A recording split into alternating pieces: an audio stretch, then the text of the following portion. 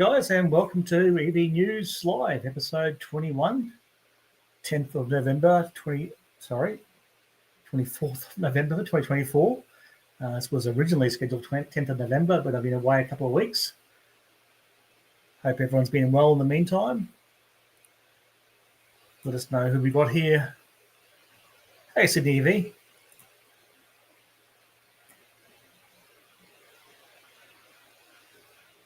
Hey, Darren, thanks for joining the chat. It's great to have you here. It's good to have people coming into the chat. Yes, I've been away on a trip to Brisbane, Sunshine Coast, for the last couple of weeks. Obviously took the Tesla for the drive and used the autopilot extensively. Good drive back in some pretty shocking weather. Good drive up and back. So, it's a lot of torrential rain in the Sunshine State, unfortunately, for pretty much the whole 2 weeks we were there.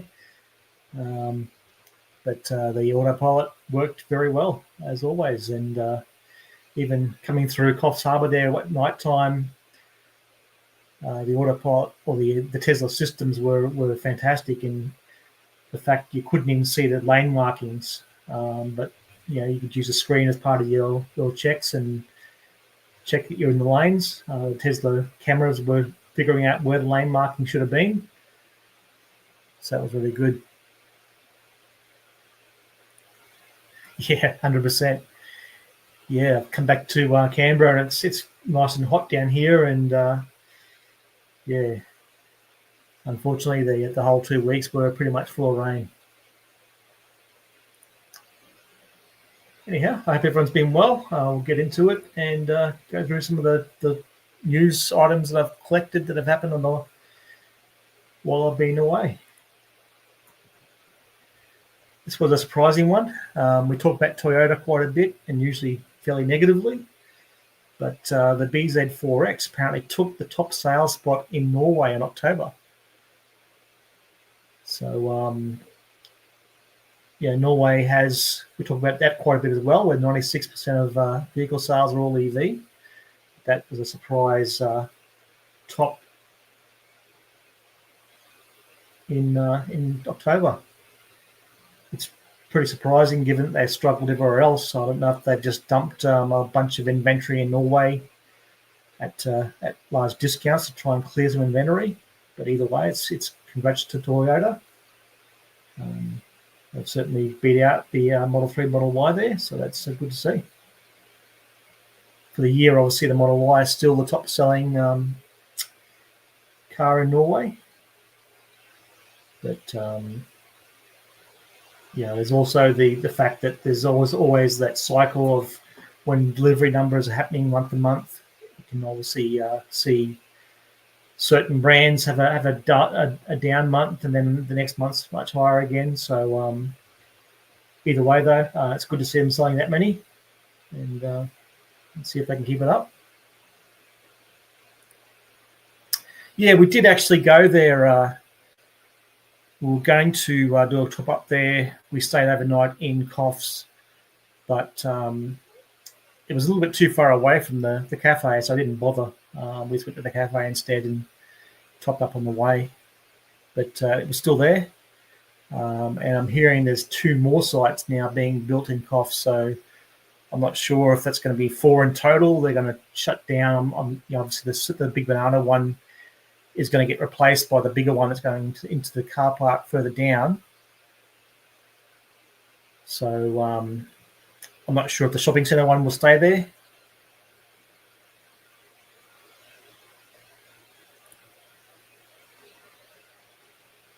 Yeah, it was empty when we were there, but you've only got the 2 stalls. That's the only thing.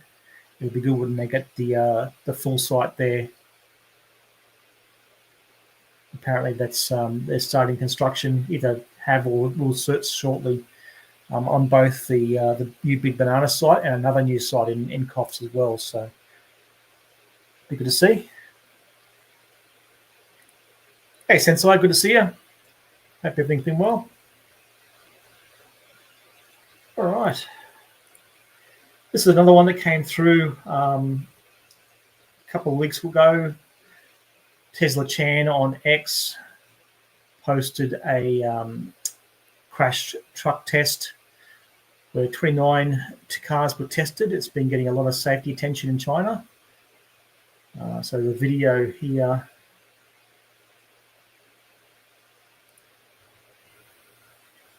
showing some of the testing they did, and that the Model 3 was the only car to pass this test. It's quite interesting. Model Y wasn't tested as part of this test, but some of these cars, the A-pillar just does not protect anything at all, whereas the Model 3 was able to prevent injuries in that sort of an accident.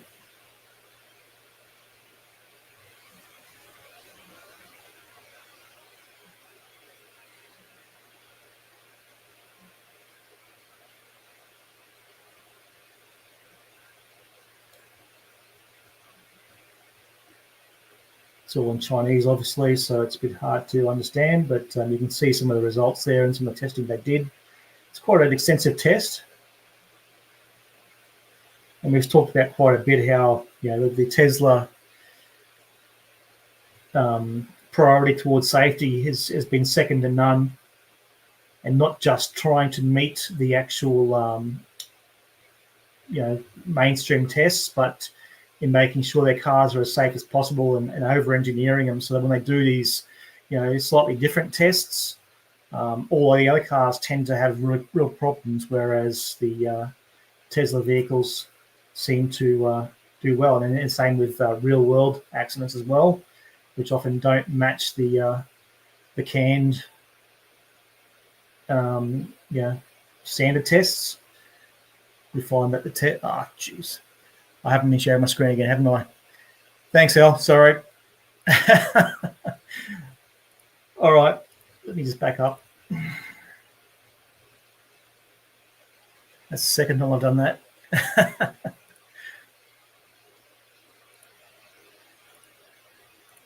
There we go. All right. That's the sales data for Norway I was talking about just earlier. Geez, I've done well. Okay, and here's the crash test I was just talking about. I'll go ahead and play this quickly.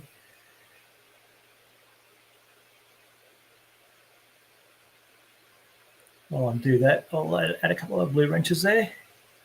Sensor, you've lost yours.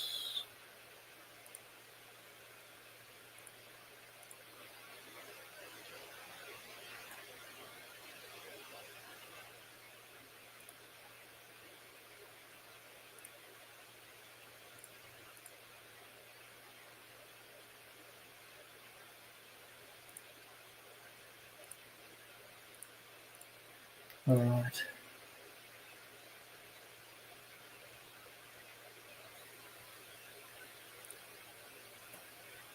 Yeah, I agree. It may have been that they were just trying to dump some inventory from elsewhere that they haven't been able to sell. It's definitely interesting. We'll see what happens in coming months, but it's good to see. I'm always for more competition. I know the BZ. I haven't been too positive on it. It certainly isn't one of the best EVs out there, but hey, if people want to buy it, that's great.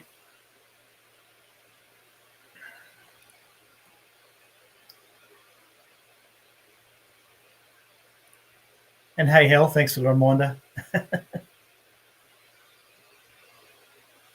All right, so here's the translated version of that sheet they showed. We see the Tesla Model 3 with all the greens. And interesting, that column there is the neck and head injuries. Red being obviously very bad, green being good. So you can see most of the cars did not protect the occupant's head and neck area at all.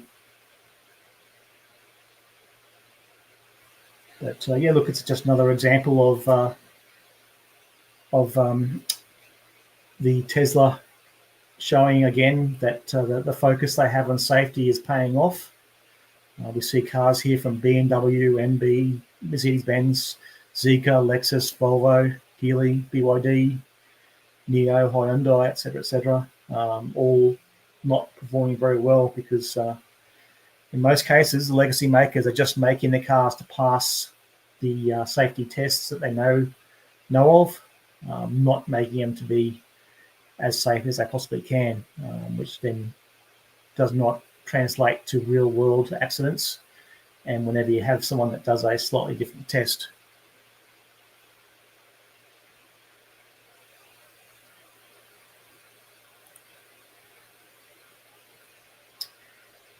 So this one's come from Gavin Shoebridge on X.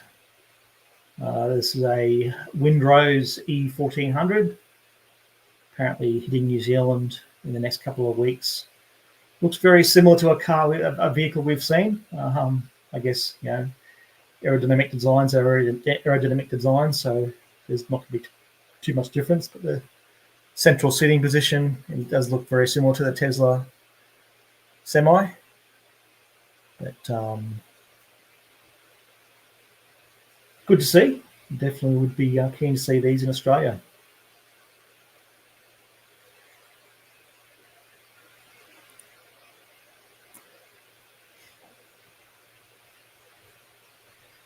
Yeah, that's a good question, Sensei. It's hard to say. I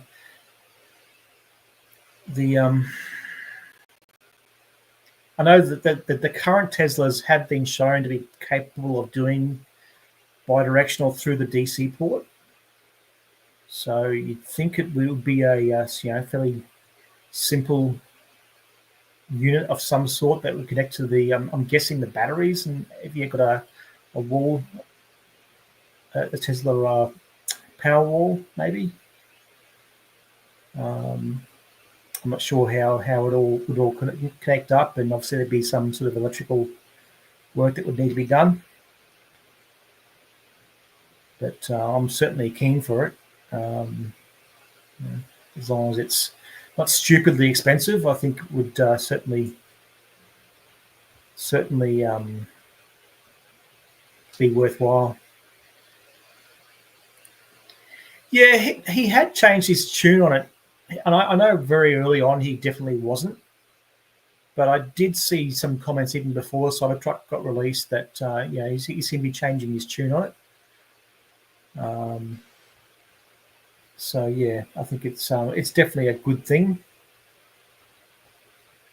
And yeah, look, it's going to be fantastic to see these sorts of things available.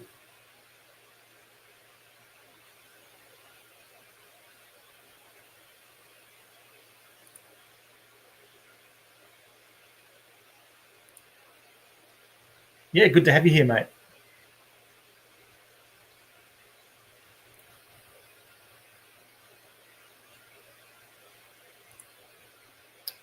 $11,000. That sounds high, but see what happens. Yeah. Yeah, I think realistically you want to have a Powerwall as well. Your car's not always going to be there, so I think it makes most sense to have at least one Powerwall. It's certainly going to take away from people having 2, 3 or more Powerwalls, but personally, I'd prefer to have one Powerwall and then have the VTG as well.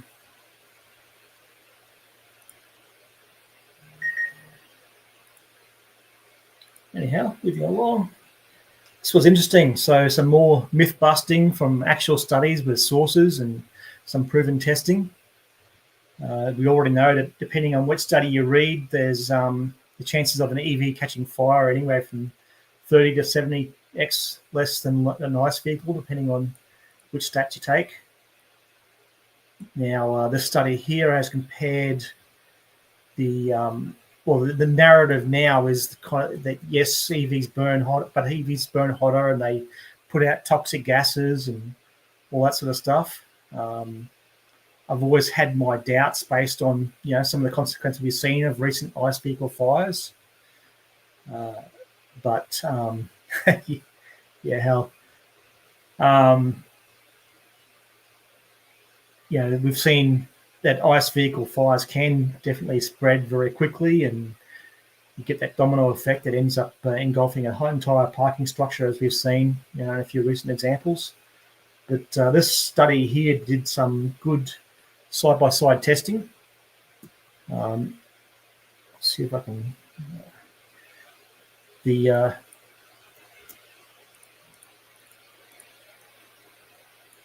won't copy it. The code, the actual link there is on the screen if you want to pause that later on and check it out yourself. The whole document. It's pretty extensive, but I'll just talk about a few of the bits of the data that they provided. So they tested on 4 vehicles. This is a few years old.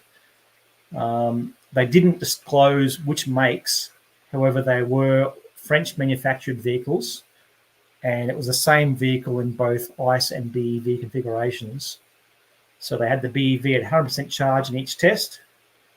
And our first one here is the rate of heat release. So you can see there, very similar. In fact, the ICE is actually slightly worse than the EV there as far as heat release over time. But again, for all those that claim that EVs burn so much hotter, etc., this study does not tend to suggest that's the case.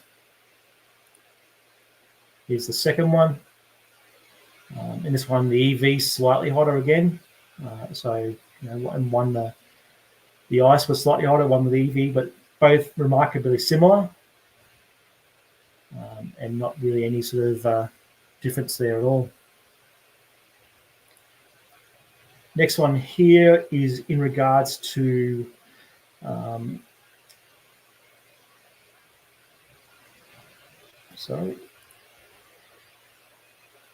heat release rate, and effective heat. Again, fairly similar. EV on manufacturer 1 is slightly higher.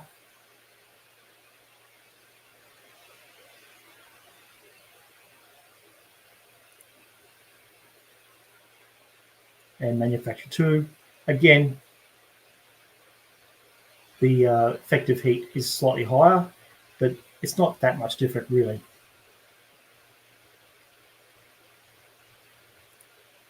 Hey, Carnal, it's good to see you. Interesting. I did speak to them a little while back, and they did say they're doing some testing. They hadn't done it with Tesla at that point, but that's interesting. I'll definitely keep an eye out for that.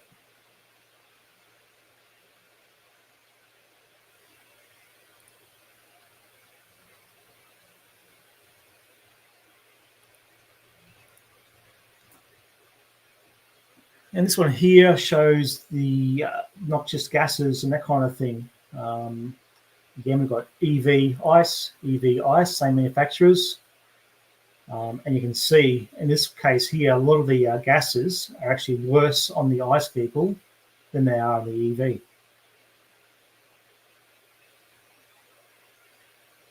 So if you want to check that out, definitely I'd recommend checking out that report. It's quite extensive, but just helps to get rid of all those myths that people think that EVs are so much hotter and so much more prone to putting out gases and all these sorts of things.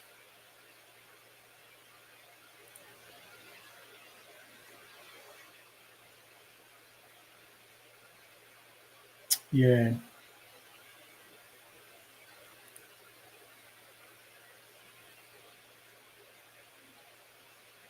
Yeah, there's some great safety features in the Teslas too, that they drop the packs out as they burn, so they don't have as much chance to ignite the other packs that are nearby, that kind of thing. There's a really good study, I've talked about it before, by EV FireSafe that tore apart a Tesla that got donated to them that had been in an accident and burnt. And some of the safety features they highlighted in that teardown and investigation were quite interesting.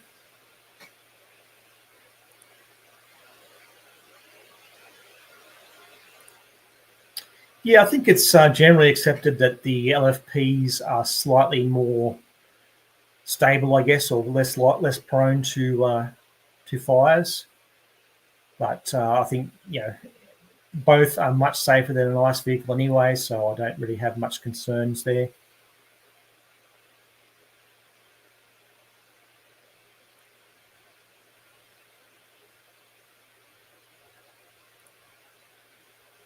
%, definitely can never have too much battery. 1 sec.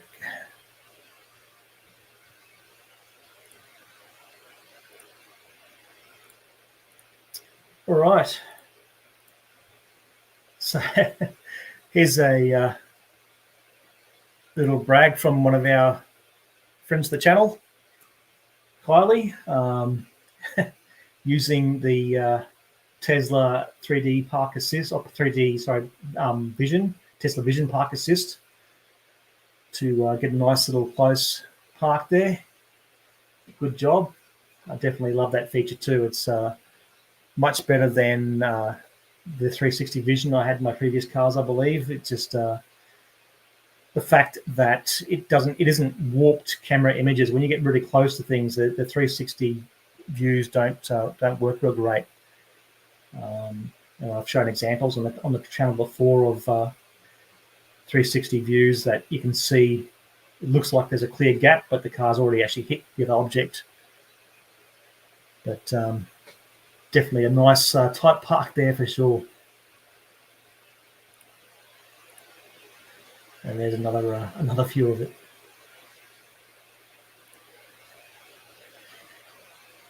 Oh, thanks, Sensei. It's much appreciated. We've got those. Jeff Mitchell got one. Excellent. Fantastic. Michael Howell, awesome. Wayne and Lazy Jones, excellent. Good to see that a couple of people online got that.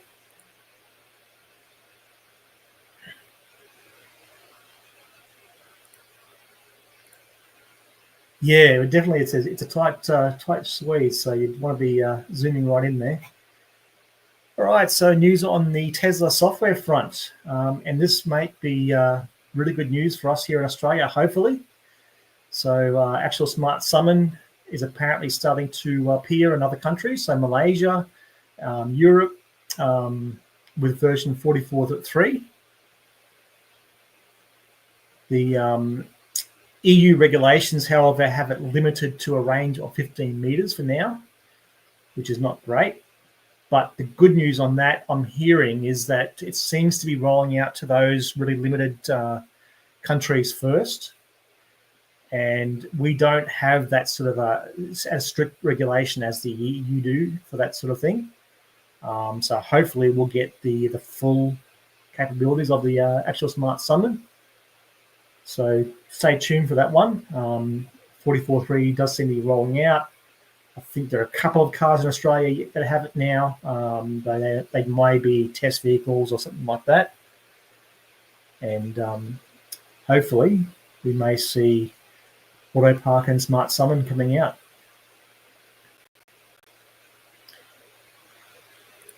Thanks, Hel. Yes, I just definitely appreciate if you hit that like button. Really helps the channel out. If you haven't subscribed already, please do. Really appreciate it. It helps us really grow the channel and makes us a lot more worthwhile. So I really appreciate that if you can.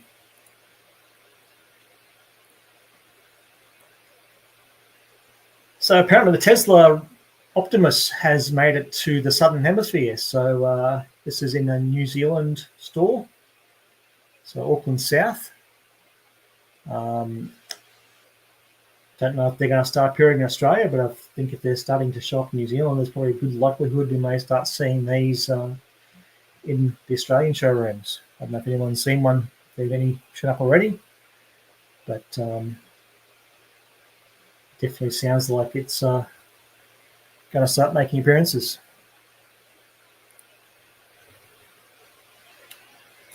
Juniper, look, I'm surprised there's been as much information as there has been. I believe it'll come early next year. And it seems to be the pattern with the release, with the discounts that are going on with the current Model Ys. I assume the pricing will be roughly the same as the full price Model Y. But yeah, because these are all just guesstimates at the moment. But I wouldn't be surprised to see it sort of announced early January, February. And I think they'll try and get the deliveries in pretty soon on that. I think they're not going to want to try and Osborne the Model Y as much as they did with the Model 3 when the new Model 3 came out. That was a pretty long lead time. So that's all just guesswork. And like I've said previously, with all the leaks that have come out and the information that has come out on Juniper in the last couple of months, it's going to be interesting to see what that does to the Model Y sales for the rest of this year, whether they manage to meet their targets and then beat last year or not. I think it's going to be pretty close. Yeah, I did notice it was in Fortitude Valley when I was up there. Not sure how long it's hanging around there, but yeah, it was down in the Gold Coast before that.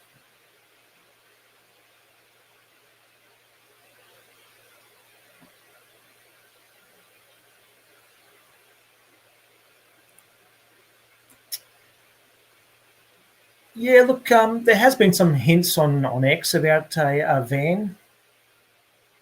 I think that Robo van that they showed on the 10th of the 10th is a fair way off. So I think they're talking about something else. I think there may be something coming in the next year, just based on the comments that have been made on X here and there. I think I suspect, yeah, exactly, Mitchell. I suspect that we may see something coming next year in that regard. But again, just a guess. Another new bit of news that was announced on X, that the Tesla have now released the V4 cabinet.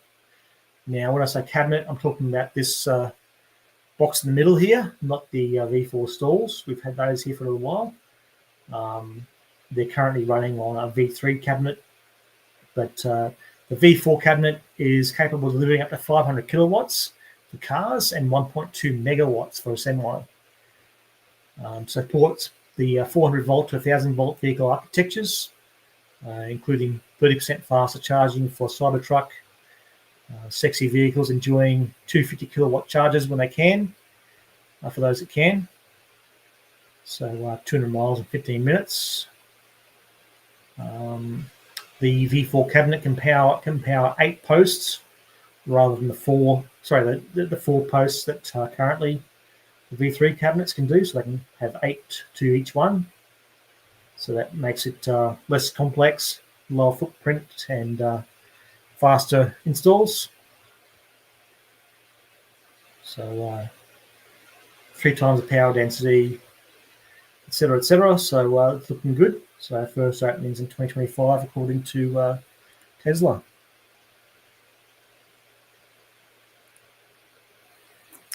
Yeah, I'm skeptical on that, on how overstocked they are. We always hear this, but it just depends on delivery cycles, that kind of thing. We'll see what happens. Yeah, I do think it'll make its way out here at some point. We'll just wait and see, I think, on that one.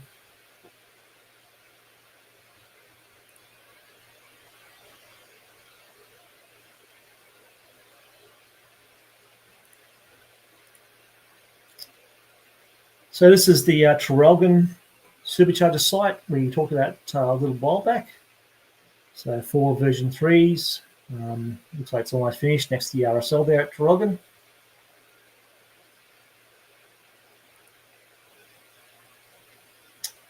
And it looks like we've got another one to the west of Melbourne, which I know there's always calls for more on the west side of Melbourne.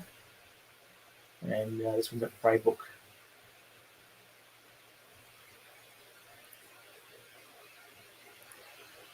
All right.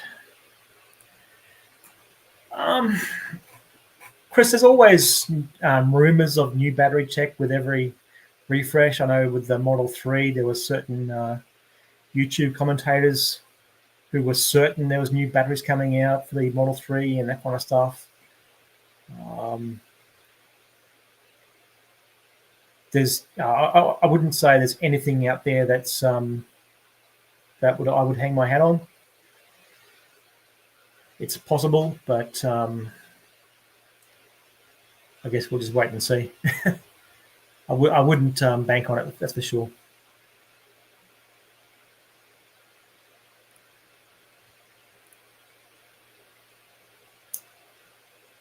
Yeah, it's definitely an eye opener to see that Cybertruck in the flesh.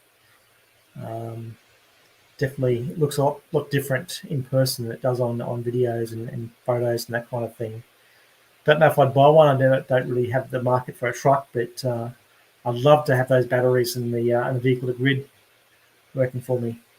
It's definitely worth its cost in just the batteries if you're comparing it to the cost of Powerwalls. And then you have a truck as well, so be interesting.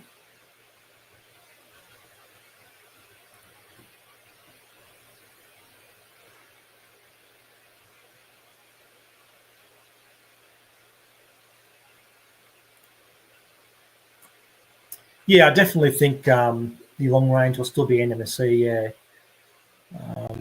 Yeah, there are rumours out there of new battery technologies being used and that kind of thing. CATL do have some new battery types they have available. I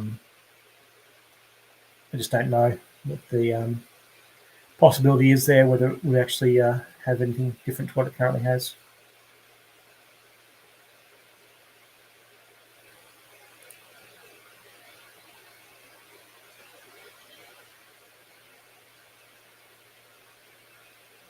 Nice, yeah. Yeah, I definitely think it'll be over 100K. Whether it gets the 150 mark, that's going to be interesting. There's certainly, that they've obviously still in the ramping up phase, so the costs are still a little bit high at the moment. I think they'll come down for US prices, but it will be interesting to see if it does make it out of here and what sort of price. Oh, thanks, Darren. Appreciate it. Yeah, look, just want to try and get the message out there and try and educate people. I certainly don't want to become one of those channels that just sensationalizes everything and try to keep it real. But I'm glad you're enjoying it. Have you done any road trips at all yet? Those Quicksilvers do look good too. But yeah, I've got the standard range as well, and find road tripping in the standard range is just fine. So yeah, look, I know some people get a little bit afraid of going too far, and especially when they're new to EVs. But it's just so easy, especially on the East Coast.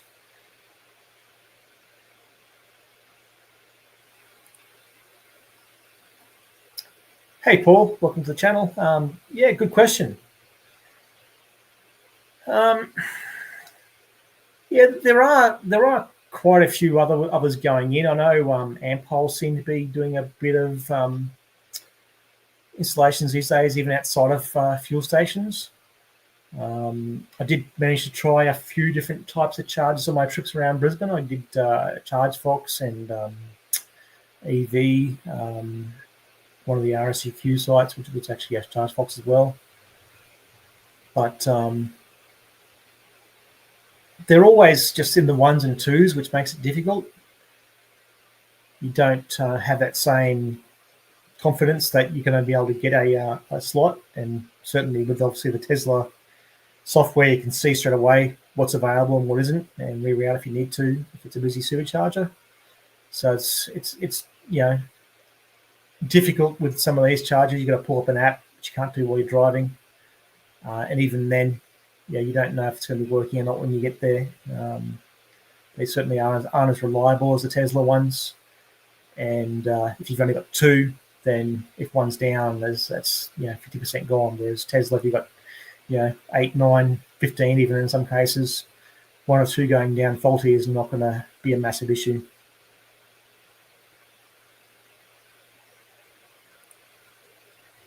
yeah, PlugShare is definitely a good source for that sort of stuff.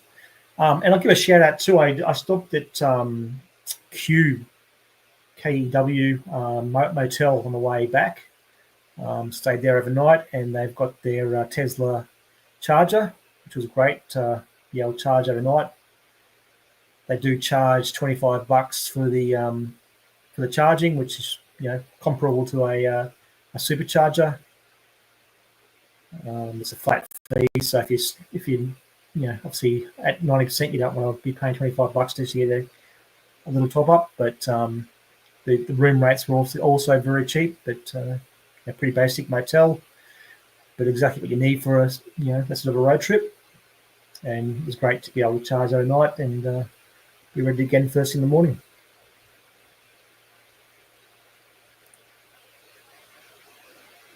Yeah, the white interior does look nice. I got the black myself, but I do like the white, and it looks good with the red as well. I like the red and the white. Obviously, I'm partial to the red car, but they all look good really. Yeah, look, and that's the thing too. The whole app experience, having to go into the app or scan or get a card for each different charger type, just makes it less of an enjoyable experience than being able to pull up and just plug in and go. EV now do have that option with certain of their chargers. The ones I tried didn't have it, unfortunately. But you can, with some EV chargers now, have this sort of Tesla-like experience where if you've used one, you can activate it in the app so that next time you pull up to a compatible charger, you can plug in and it will automatically charge your account rather than having to go through the app and activating it or swapping a card or that kind of stuff.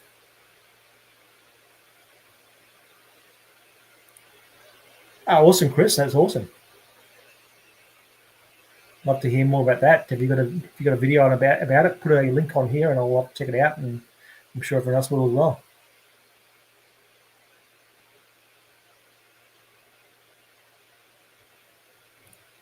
Yeah, absolutely. And I've mentioned it before. I always try to choose motels and hotels that have got charging, and I make sure that they know that's why I chose them. The guy at Q Motel seemed very keen on the idea as well. He's got an earlier Tesla charger, one of the early generation ones. So he's going to be upgrading it shortly so that other types of EVs can charge there as well. So he's definitely on board, which was good to see.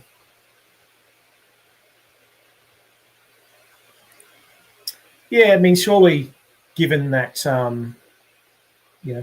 we've seen other ones do it, they should all be able to do it. There's obviously communication standards they can implement to make that all work. I know that some cars can't do it because of the MAC address issue, but we're certainly good to see if they can have more of those doing that sort of a thing, and have everyone be able to experience that sort of a seamless charging, which is definitely a much better experience.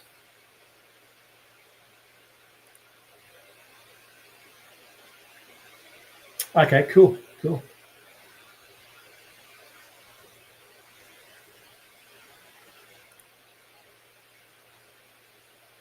Yeah, that's good. And same with restaurants and that kind of stuff too. It's great to see. There's a lot of wineries I found and that kind of thing that have EV charging.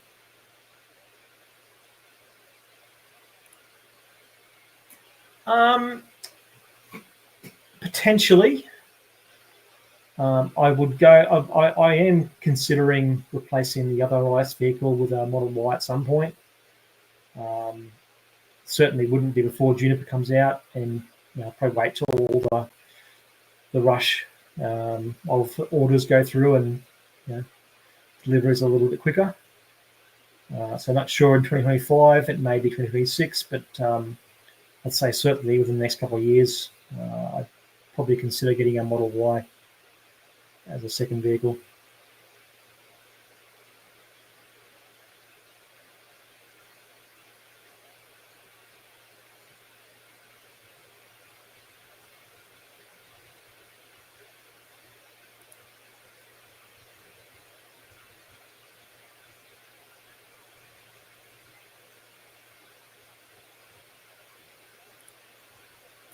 Yeah, it definitely looks interesting. But you have to wait and see if it actually manages to have much traction or not.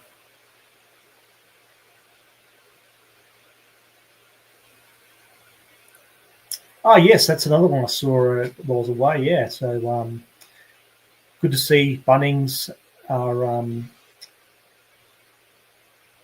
providing Tesla charging equipment now, so you can buy wall chargers and the portable chargers from Bunnings now. I noticed they were doing some test drives as well at Bunnings stores. I saw a couple of posts on X showing Tesla having a little stand out front doing test drives. So that's interesting. May expose the vehicle to some more audiences that don't normally pay much attention.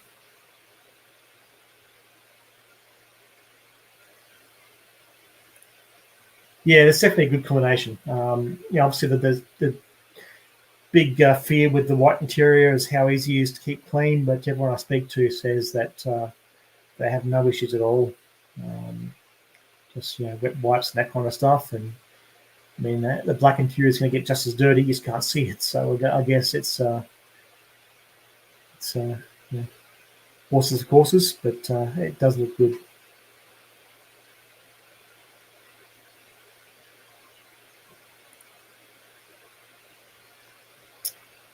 Yeah. Yeah, it'll be interesting to see if it takes off or not, if it manages to get any traction, but definitely is a nice looking vehicle.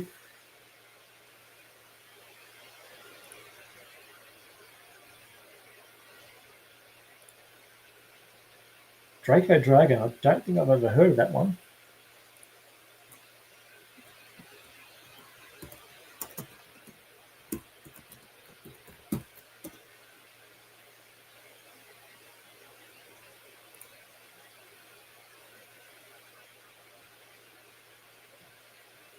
Let's see if I can share that.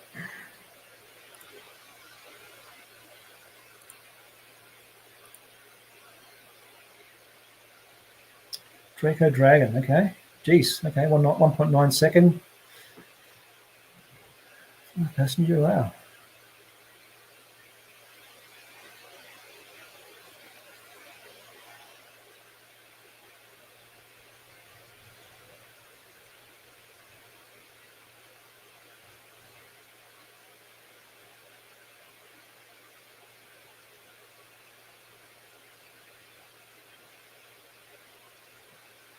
Definitely an interesting car, yeah.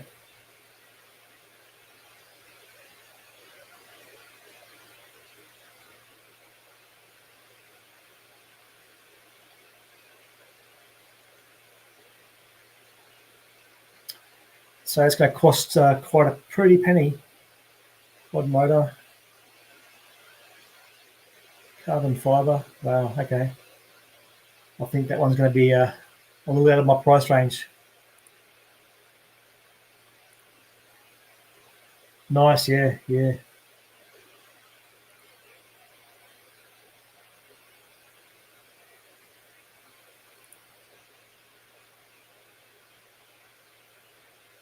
Wow, okay. Yeah, I was up in Brisbane previously in July. We stayed at the Marriott, and they had as part of the concierge, of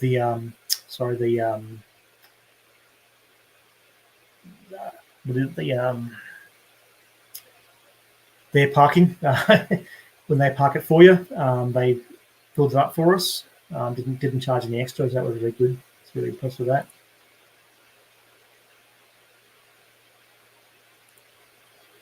Yeah, that's right. And look, most people who haven't driven an EV before just don't understand, how easy it is and that kind of thing. And I think you're never going to overcome that range anxiety with just a test drive, but at least it opens their eyes up a little bit, and maybe gets them asking a couple of questions so that they understand just how easy it is to operate an EV. And that's the thing. It's education. That's really the biggest hurdle to EV adoption, I believe. People just believe a lot of the FUD that gets put out there and repeat it, unfortunately. Don't understand, how great they are to drive, how enjoyable they are to drive, how easy a road trip is in an EV. And that's one of the big reasons I started this channel, is just to get that information out there and try and counter some of the garbage you see.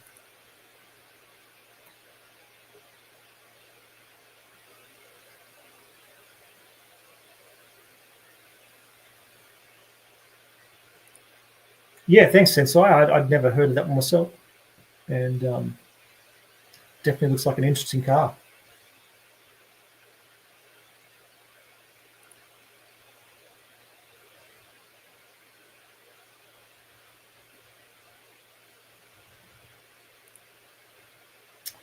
Yeah, unfortunately, I missed that event again. It was again while I was going away, so hopefully I can catch the next one. But certainly looks like it was a good event.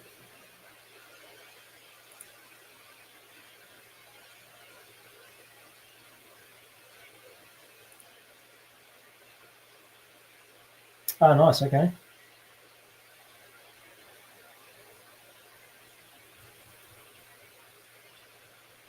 Well, thanks, Vivian Tom.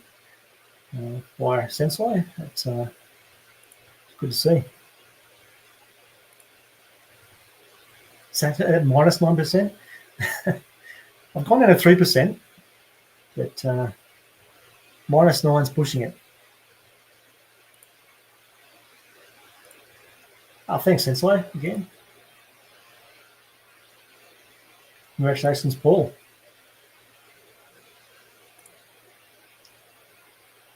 Look, if you do feel like contributing and helping us with this channel, I do have a Ko-fi link in the description there. Definitely don't expect it, but if you feel like helping out and buying a coffee, that definitely does help and is much appreciated. But otherwise, subscribing to the channel is definitely free, and hitting that like button is very much appreciated. I really want to try and grow this channel. I've been a bit slack, a lot going on, and just trying to get these keep these live streams going.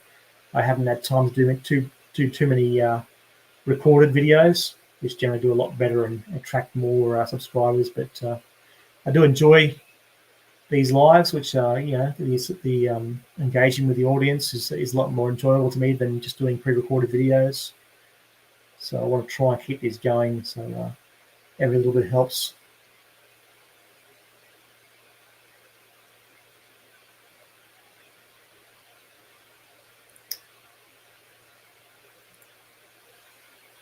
Yeah, and enjoy having you guys here and enjoy chatting about EVs.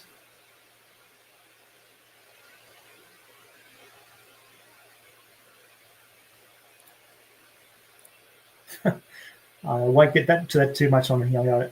I don't think that's kind of not the focus of this channel. But look, I think it'll be interesting to see how it all pans out now that he's got such a high-profile role.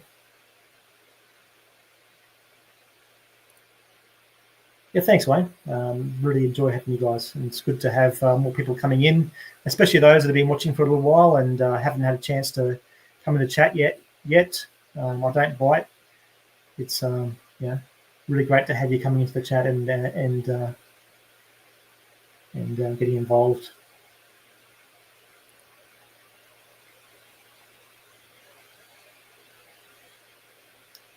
Sensei, again, thank you very much, mate. It's really appreciated.